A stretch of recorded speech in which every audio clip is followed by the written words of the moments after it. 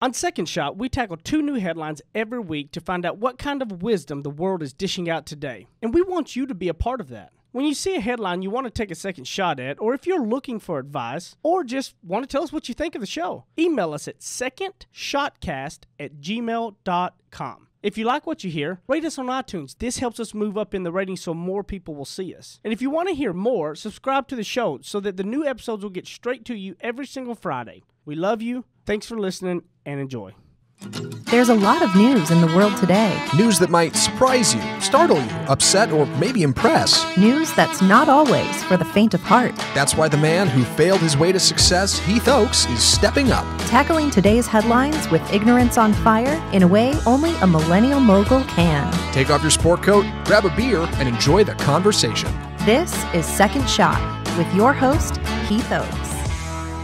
I have to say, this is really weird feeling, and it's glad to be back because I had like dental work done, so like half of my face is numb, and I'm like talking and like trying to play with my lip because it feels like it's weird, and I'm like, this is odd. If there's ever a week to watch the video version of the Yeah, show. it's like half of my mouth is all lipped over. That's Like, right. You sound drooling. yeah. Jenny, Zach, and Matt in the house as always. Hey, everybody. Hey. And I'm Hello, finally hello. back from my long hiatus. Yes. You were missed. You were Yeah. missed. I dearly. missed it. I missed it. But Yeah. it's been going nonstop. Fourth quarter's super busy for us, so Sure. it's on the road a lot, it seems like. Ugh, you're not the only one. It's been crazy around here, too. Is it? Yeah. Everybody. It's the holidays, I guess. People, Yeah. got parties to go to and families coming into town, and you got to think things out by the end of the year. It's a mess. It's busy and crazy, and then there are some people who think, oh, I made that resolution last year to do that one thing. Yeah. And they realize they have 3 weeks left to go. Now's the time. So some people are kind of hustling to the end of that, Anybody too. know, I can drop 20 pounds in 3 weeks. Right. Hit me up.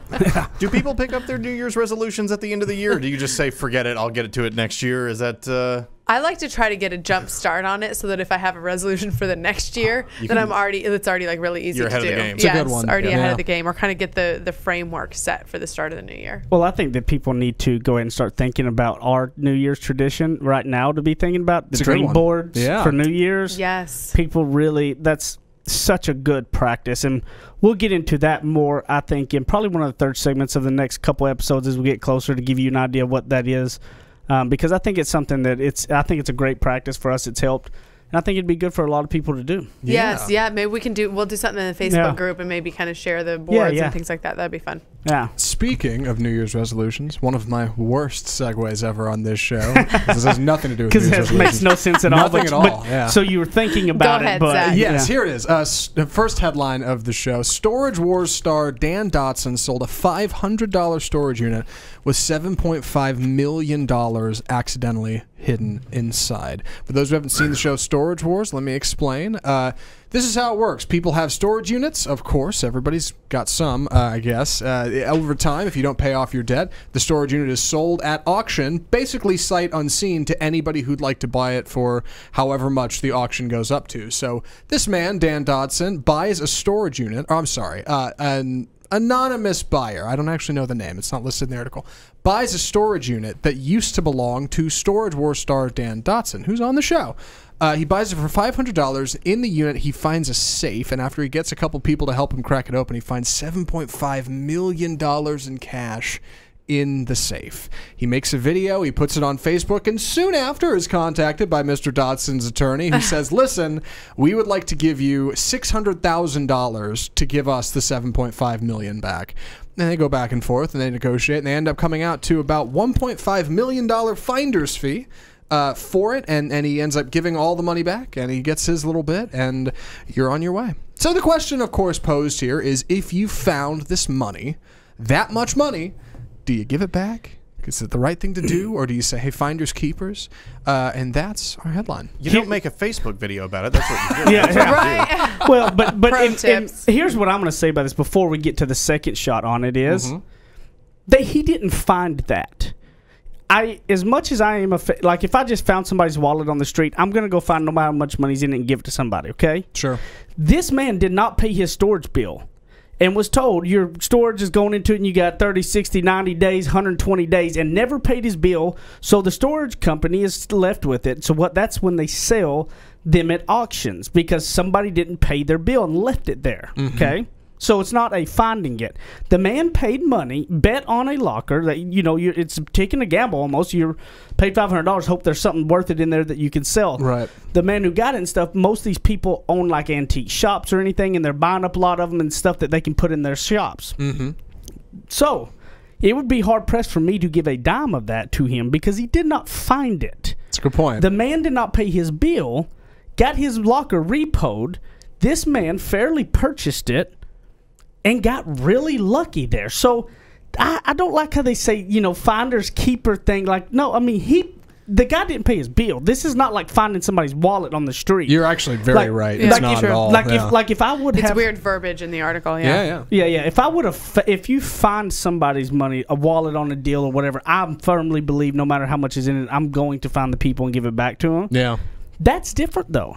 It is different. It is. You're right, because the assumption or the promise when you do that is that you get to keep whatever's in there, and it could be garbage. It could not be worth $500. They lose a lot of right? stuff. Yeah. Sometimes those, you go in there and they think, ooh, can I really even, even with all the work of selling things back, can I even get up to $500? Yeah, and they didn't push the man out of his storage locker and bully take it over. He didn't pay the bill, and it has to be it's almost 6 months. In most states, that you can't pay bill before they can even evict you and actually revoke it and sell a locker. So, he had to not pay his bill for 6 months at least, probably. Right. Yeah. Before it could even go up for an auction. Not to mention, this is a guy who's on Storage Wars who does this for a living. It's like a repo man I getting agree. repoed. It's yeah, weird. it's like you kind of got played by your own game, And it's like, oh, did you forget you had $7.5 million in there? Yeah. Wait, the guy who was the host of Storage Wars? He's one of the people on it who buys units that go up for auction. Oh. It was And one of then his old units. one of his old units went up for auction, and he lost it. I guess he forgot that he had $7.5 million stashed in that one and let that one go back. It was just like, I'm not going back. I hate when I forget that I have $7 million just around. But it's in my sock drawer. So what's your second shot lesson on it? My second shot on it is a lot of times we'll look at that guy because these people who buy these storage lockers, they're typically lifelong storage locker buyers. That's what a lot of them do. Career buyers. Yeah. They've been buying, this guy has probably bought thousands over the years, and because he thinks he can go take the gamble on $300-$500, and if there's some stuff good in there, he's probably got an antique showroom where he probably has some people that buy pieces and whatnot. So he's bought tons over the years. So a lot of people say, oh man, he's lucky, right? Mm-hmm. And this is what we get a lot in life and success in business in general. A lot of people go, well, that person was lucky, but what you don't see is all the lockers he's bought that he's lost his shirt on. Mm-hmm. He paid $500 and it wasn't even worth $50 in there, right? He's taken a swing at the plate many more times. So luck will always come your way when you're swinging more. Does that make sense? Yeah, absolutely. So you're talking about, for example, in business, people who think, oh, wow, this person's young and gosh, they have this really successful business. How amazing. But if you look at the past, usually they've tried a couple of things before they've really hit it. Yeah. And you can't just sit there and hope and think that stuff's going to get better and look at everybody else and think they're really lucky and it happened with them. I'm a firm believer in this, that does luck play a factor in any type of success? I absolutely believe so. But I believe everybody has the right amount of luck, the exact same amount of luck coming their way. Some people, let's just say it is 1,000 swings at the plate before lucky comes your way. Yeah. Some people get to 1,000 swings by their 22. Some people are slower, don't really go at it hard. They tinker with their ideas and don't get to 1,000 swings till they're 40. Or they never get to 1,000 swings because they give up after 100 and say, "Screw this! I'm not doing it." Right. And so they never get to the point to where the balls can bounce their way, and are setting in the spot for that to happen. Because they're not putting themselves out there. They're not. They're not taking the swing at it. You got to understand, luck doesn't. The odds of the luck coming your way the first time you do something are slim to none. But we hear about those stories and we go, oh, that if it didn't happen for me, sure, it did for that person. Well, that's in top 1% with it. But the majority of people, luck will always come your way. I firmly believe that if you're out there pushing with it, luck and the ball will bounce your way. You have to be looking for it and you have to be prepared to take ownership of that luck when it comes your way. And not waste the time in between. Absolutely. Right? You got to get after it. Yeah. If you want something, you have to get after it. You can't sit there and think that and let it hold you back that somebody else, keep looking at somebody else and thinking, well, they were lucky. I mean, if you play the lottery 100 times in a year and I play it one time and you win it and I don't, and I'm going, you're lucky. Well, I mean, you played it 100 more times Sure. than me. Right. You know, in sales, I've always said, would you rather have, I get somebody come in, I go, look, if you just learn that what most important is volume before you learn how to be good, you'll be much better off. Don't worry about, crafting your sales skills, being the best salesperson, really knowing your stuff really well. Yeah. That, because if you don't get in front of somebody, knowing all that stuff does you no good, right? If you learn volume, you're going to get skills much faster. So, the way I looked at it, I had my mindset change. When I went out in a day, my goal was to get 99 people to tell me no. And so every time I got a no, I was happy, right? It was a mind trick with me. I was happy. I'm into that. Yeah. And then I went after those no's and I got more yeses because of that. And I wasn't very good. I didn't know what I was doing. But then I got better than everybody else faster because I had done 100 presentations where they had done 10. Right. So I had crafted my skills. Some people come in and go, I want to learn everything. I got to know all my knowledge. I got to know all this stuff. And they get it all prepared. But you know what? They've done zero work. And so it's like, all that stuff. But if you're not put in front of a customer, then you're never going to get a sale. It's sort of the same concept when I tell up-and-coming journalists to always take the morning shift job if they can, because on a morning show, the show is going to be at least 2.5 hours long, potentially up to 6 or 8 hours long. So you're going to do like maybe 8 live shots in a day, whereas if you're on the more prestigious evening show, you're going to do maybe 2 live shots a day. So if you have a 2-year contract, you come out at the end, you can do the math. I mean, you're going to get so much more practice and you're going to come out being so much more well-versed and skilled because it's hit it, Yep. one after the other, after the Yeah. other, after the other, as opposed to having just that one nicely crafted one in the evening. And the trick that everybody has is that other people get lucky, not them. And I firmly do not believe that. I believe everybody has it. It's just that how many swings are you going to be taking? The more swings you take, the faster you do it, the more, live shots you do, the better you're going to be than everybody else. Don't worry about crafting it all, getting it all better. Just go get your tail end up there. Get to swinging at it some, and you're going to be much better off than anybody else. So we'll be back in a minute on the second segment of Second Shot.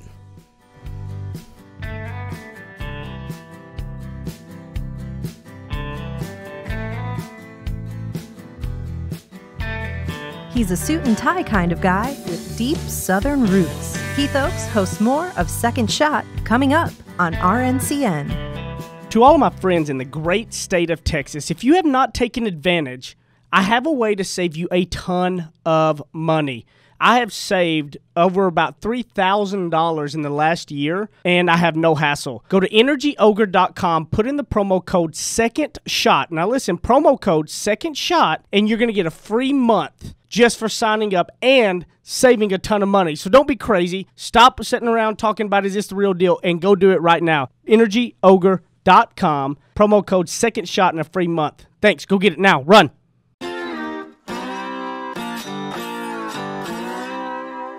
Ready? Aim.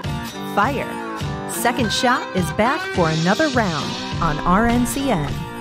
I can't help but laugh and smile a little bit when I looked over there at Zach's coffee cup and he has a quote from Michael Scott on his coffee cup. I wonder if he's like the most like quoted and talked about, like kind of like fake character, but like in real life people act like he's almost like a real person, like a Michael Scott quote. Man, Yeah. I love it. Yeah, the quote is, for anybody who doesn't know, you miss 100% of the shots you don't take. Which goes Wayne perfect with Gretzky, our last... Michael Scott. Yes. Yeah. It really does, doesn't it? Yeah, you're right. Because That is perfect. didn't Michael Scott on an episode say that was his, he tried to act like that was his quote, He but it wrote was it on a actually dry erase board, and then wrote Wayne Gretzky real small, then under it Michael Scott real Michael big, Scott. trying to take credit for it. that was a great show. The Office. It was such a good show. It landed at such a perfect time in like American culture when we're all, because you work for 40 hours a week, you almost become like a family with these people. You get used to people. And, so yeah, like it's... And a lot of people have those Totally. idiot bosses. The misadventures. Like, Yeah, and the weird coworkers and like the weird quiet one over there and like the loud mouth. Yeah, totally. It all adds up. That's a great one. Our next story, I'm very excited to talk about this one. Payless opened a fake luxury store.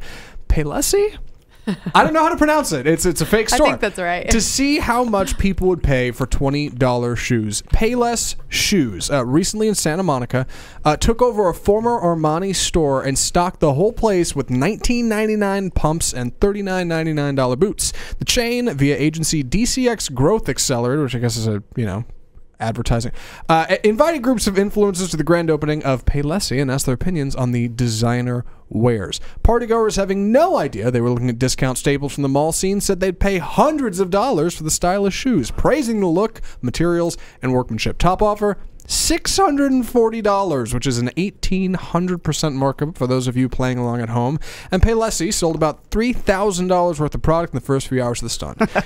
At the end of the day, they did ring up the purchases, but didn't keep any of the money. They didn't want to, think people are getting cheated. Influencers got their cash back, along with free shoes. And the reactions caught in the short and longer form ads, which I guess will come out someday, those shocked gotcha moments are truly priceless. Payless sets up a fake store. I think this is the name, from Payless to Payless. That's so awesome. Sure. And it's spelled looks like an Italian name. Oh, yeah. They had a whole it's logo great. cooked up. And can you imagine they probably had people at the door serving champagne? Oh, yeah. And you know what I mean? They probably had a little red carpet outside, and people thought, oh, my goodness, did you get the invite to Payless? My biggest thing is, why would they tell anybody? Just roll with the Payless and keep selling $20 shoes for $1,800. What are you doing? Yeah. Right. We are in capitalism, people. It's true. You should have just kept taking them for it. That was awesome. I thought I wouldn't have. No, seize that opportunity. I mean, when I saw this headline, I was not surprised at all, because there's such a culture right now of having the it thing, the it product, especially with social media and Instagram and influencers, and that's who they invited with, of course, was influencers and stuff like that. And I will be the first to tell you, I love some certain name brand, very expensive things. I love them. However, and I have to love them for the product that they are, either for the durability or the way it fits or the way it looks or something like that.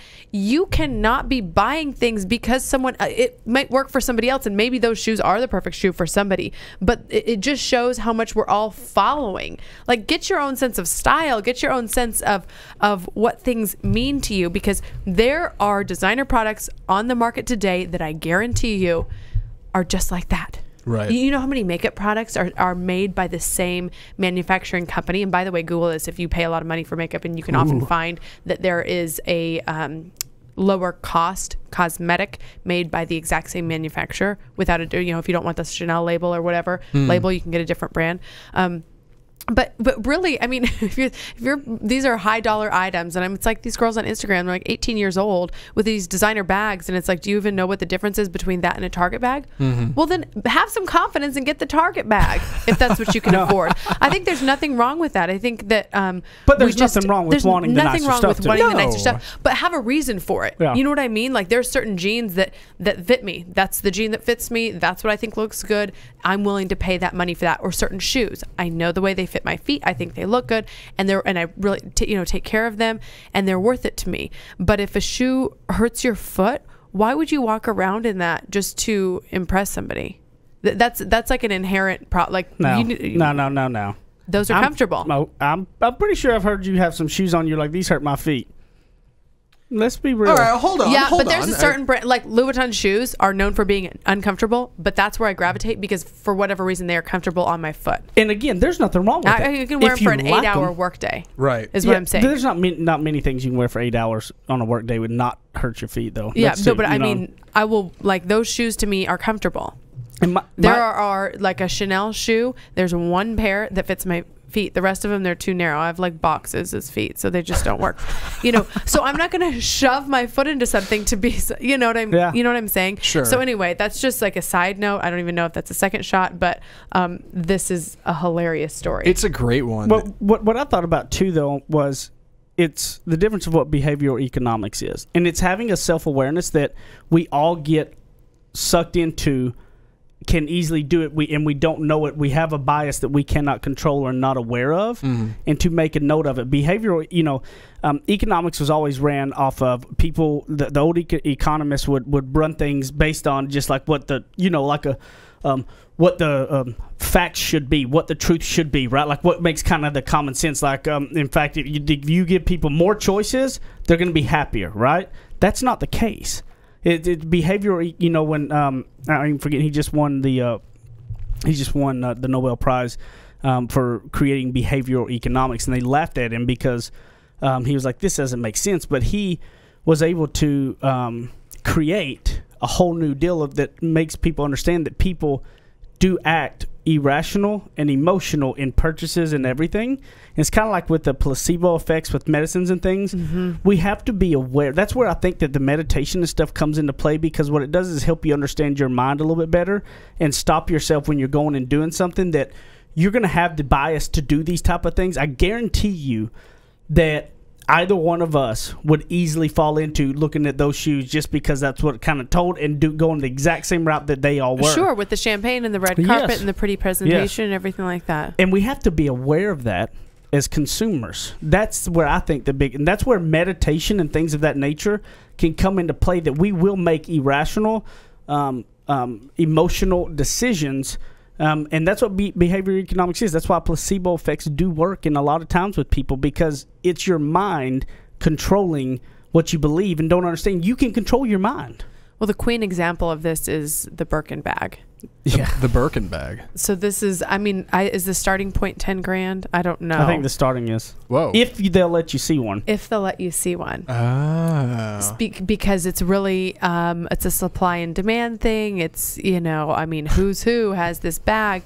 So what Heath's saying is, if you're thinking about a Birkin, you got to meditate on it first. you guys out there looking for Christmas gifts? Well, we got one for you. Well, no, but it's more so that it's just understanding that this is you can laugh at these people all you want, but there's a book called Nudge, and it's by Richard Thaler, and Richard Thaler. So that was a Nobel Prize winner. Richard Thaler is a Nobel Prize winner that did a lot of the psychology and developed the whole behavioral economics, and it's stuff like, he talks about nudges, and he was like helped create.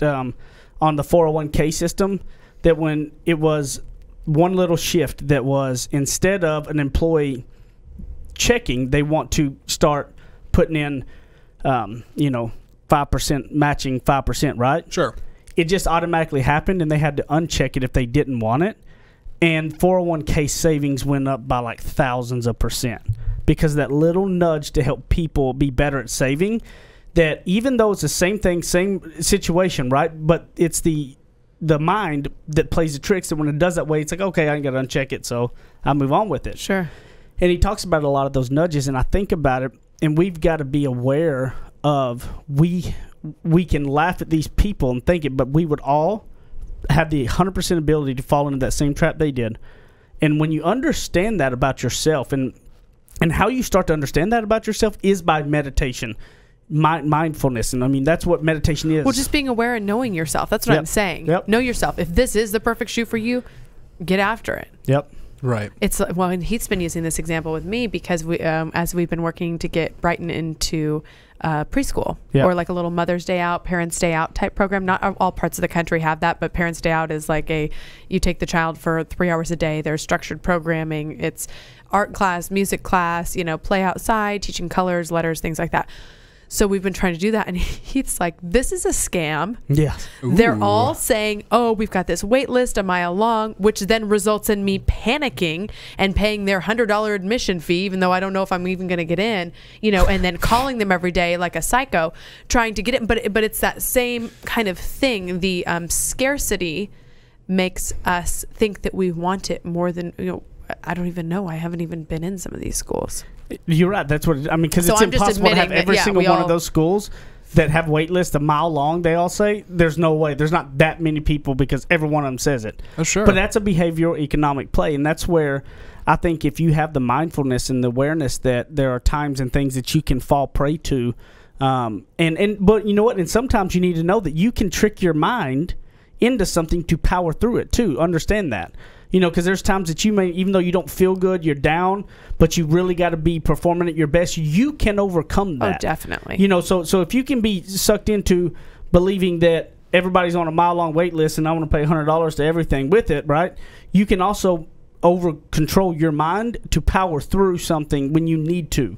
Like, you don't have to be a victim to your own mind. You control it. It does not control you. Right. I got her in that school. You did. You did. I did. You sure showed that. And the things that you did to get that done is amazing to me. Well, You don't. have to hear that story. It's like I dare you to mess with this woman and her child. Oof. You're gonna get ran over. Not me. Yeah. Yeah. But I will. I would encourage anybody on here learning about behavior economics is something that has been so eye-opening to me, because I believe it is something. I don't care if you're running a business, if you're not running a business, if you're middle manager or anything. There are a lot of things. Go look up the book Nudge by Richard Thaler, because it's more than behavior. It is behavioral in general. So there's a lot you're going to learn, not just economic stuff. It'll teach you about your mind and how it works and things. And I've found it so fascinating. Even though I'm not like an econ major, and even if I'm running a business, I'm not the finance guy. Okay, that's not my thing. But I love learning about stuff like that because it helps me understand why I would do certain things. Sure. So I'd encourage you all to go do that and take a look at that. And I may open up a Hawo store and put some Payless shoes in there and mark it up and get some champagne and red carpet. We make some money, honey. Make it happen. All right, we'll be back in a minute on the third segment of Second Shot.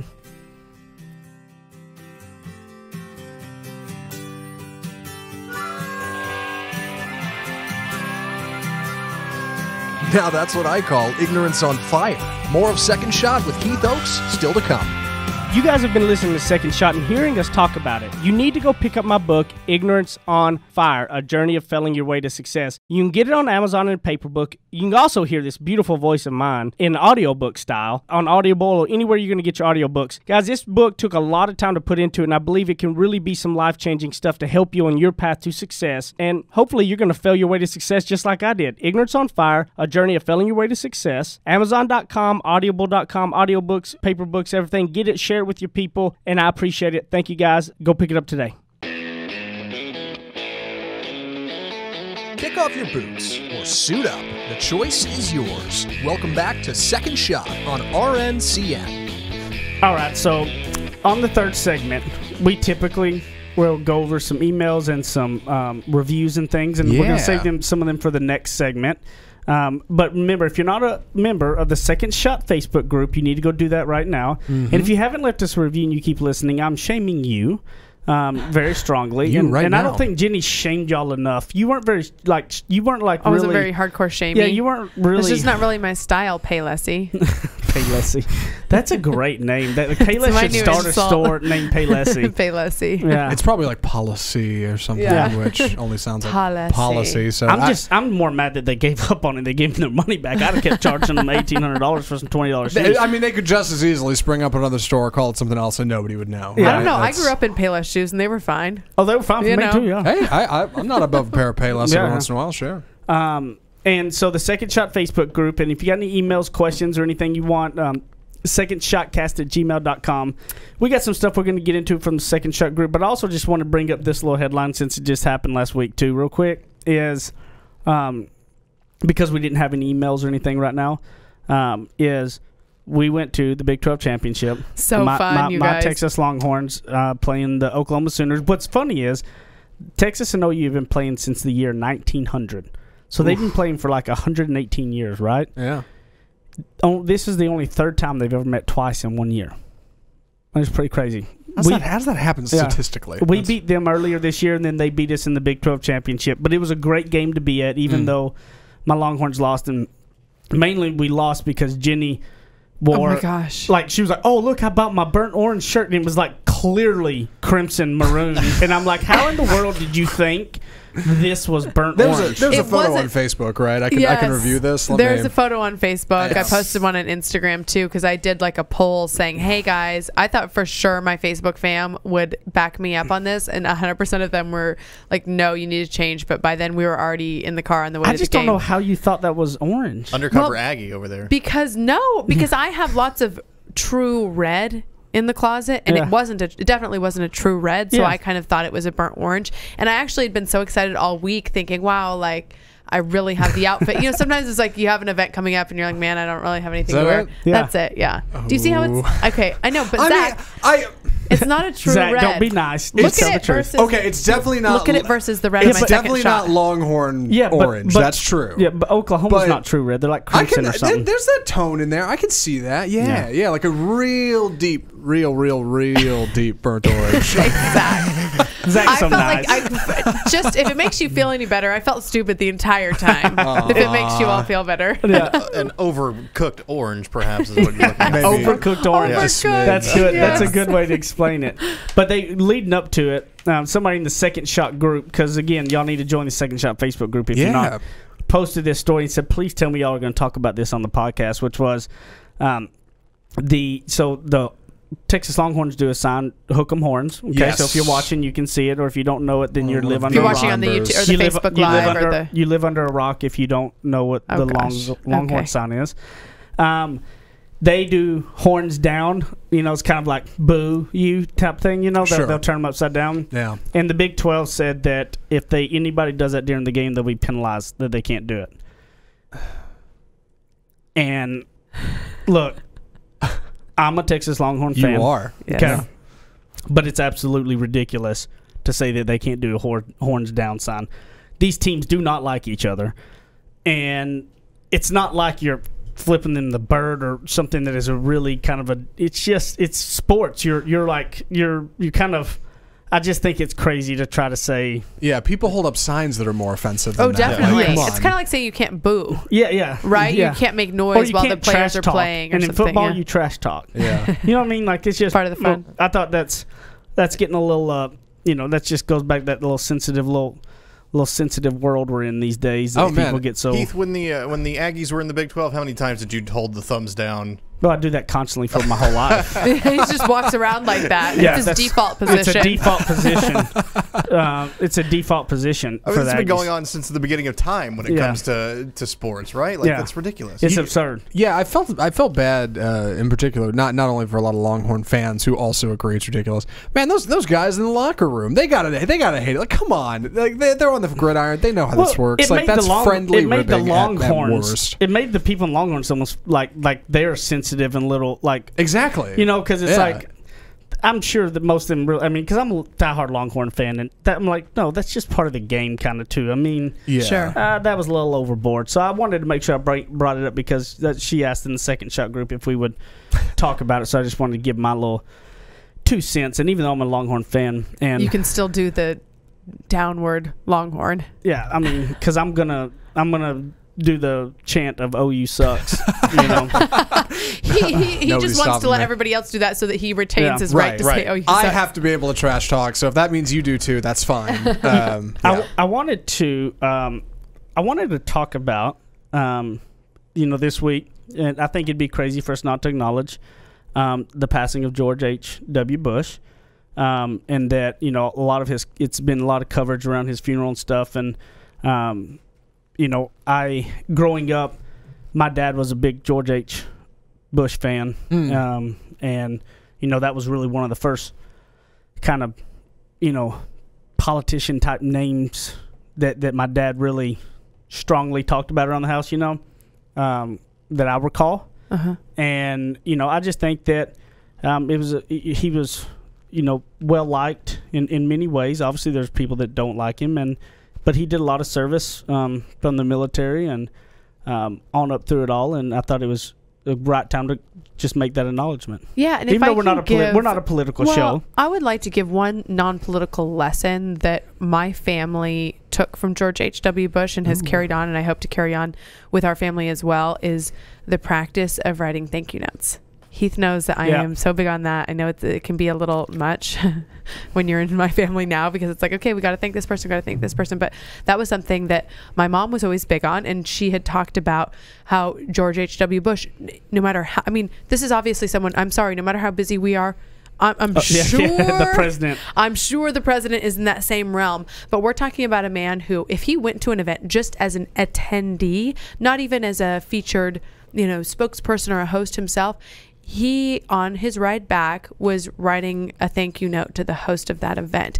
And this is a message just in courtesy and love and generosity and acknowledgement, which then of course he reaps the benefit of, because what a nice, I mean, how amazing is that when somebody comes to your event and they send you a thank you note telling you about Especially a special, if they're the president. especially if they're the president. Yeah, but I mean, I think that can work for the rest of us too. You know, handwritten notes are something that are very important. So it's before Christmas time. Maybe if you have somebody who was a fan of George H.W. Bush and you're giving them a gift, that might be a nice sort of like a note card or, you know, monogram card, so that they can just be on the ready to send thank you notes. That was just, like I said, something that my mom was always really big on. And as a child, it's, oh, you don't get it because you're like, why?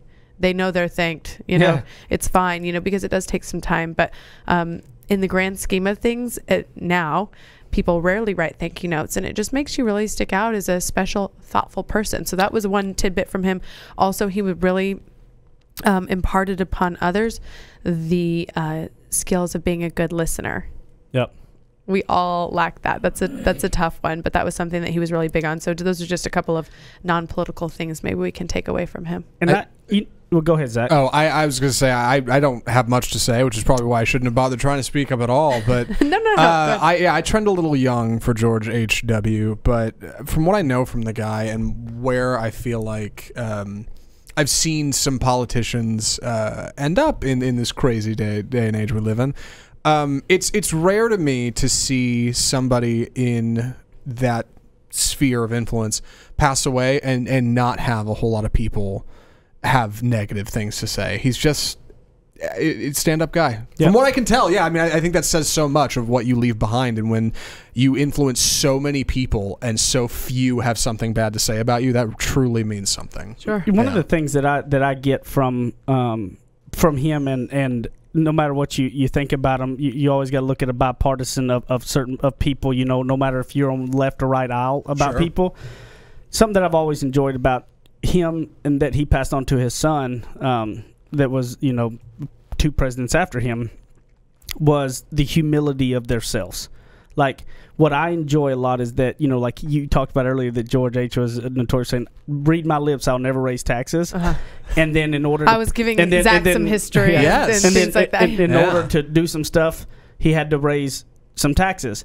And he come out and made fun of himself about that, and just basically said, look, I shot my mouth off and really didn't realize what I was asking for and how I was going to get it done, but this is the only way to do it. And I love that humility and ownership of, look, I screwed up. Instead of trying to come up with excuses and think it's everybody, you know, like that egotistical thing. I loved being able to have. I love the being able to have humility about your faults and where you are. You know, he and George W. both are kind of famous about making fun of themselves about their accents and the kind of that quote unquote hit kind of a label they have, right?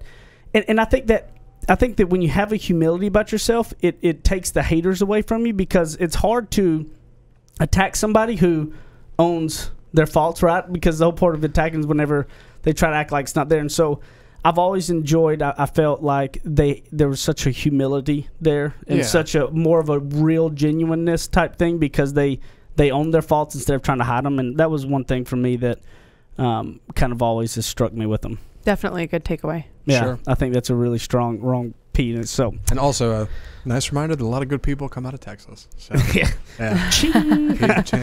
one of the greats. Yeah. Well, Second Shot Facebook group, guys, y'all need to go join it. Leave us a review, okay? Come on now. Yeah, and we're talking about. I'm getting advice from people about the T-shirts, because I've been getting a lot of requests from people saying, "Hey, we want the T-shirts. You can see them if you're on go to video YouTube right now. and look. Go on YouTube. You can see them if you're on there. T-shirts, hats. People are asking about that. I'm trying to find a really streamlined way to make it, you know, affordable for everybody and that kind of thing. So if you have suggestions, I'm taking those in the group. Where can they find you, Jenny? JennyAnchondo.com, at Jenny Anchondo TV on Twitter, on Instagram, which is my favorite of all, and you'll definitely connect with me on there, Jenny Anchondo. Zach and Matt? I'm at Apple Zackintosh on Twitter, and I'm working on my Instagram game, so I'm over there too. And I'll be on that Facebook group, facebook.com/group/second shot. That's us. Check it out. Matt? You can find me on Instagram, Matt Stoker, the numeral 1, Matt Stoker 1. Check it out. At Heath Oaks and at Ignorance on Fire on Twitter, Instagram, and Facebook. And the Facebook group will see you there. And until next time, I love you guys.